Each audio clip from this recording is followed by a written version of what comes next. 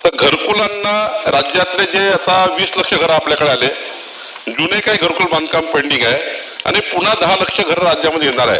प्रधानमंत्री आवास योजनेच्या स्कीम येणार आहे.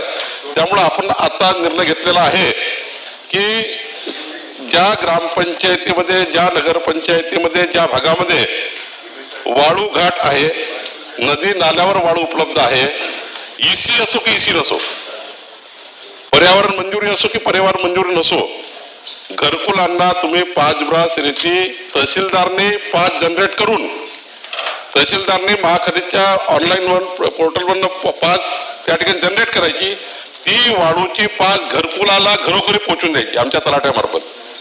आणि आमच्या तलाठी तो 5 घरी पोहोचून देईल 5 ब्रासची, आणि त्या घरकुल मालकांनी आपल्या ग्रामपंचायतच्या जवळच्या रेती घाटावर ती घ्यायची, नसेल तर बाजूच्या तालुक्यातलं घ्यायची, तहसीलदारने त्याला आयडेंटिफाय करून द्यायचं कुठून वाळू उचलायची. हा एक निर्णय आपण घेतला.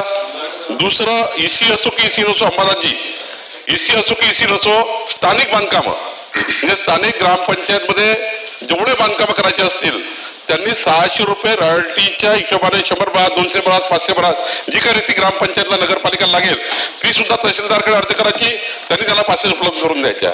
आणि तिसरं, ग्रामपंचायतीमधले नगरपंचायती काही प्रायव्हेट बांधकाम असतील, खाजगी बांधकाम असतील ज्या वाळू घाटाच्या एरियामध्ये, त्यांनी सुद्धा तहसीलदारकडे अर्ज करायचा, त्यांना सुद्धा तहसीलदारनी टीपी उपलब्ध करून द्यायची.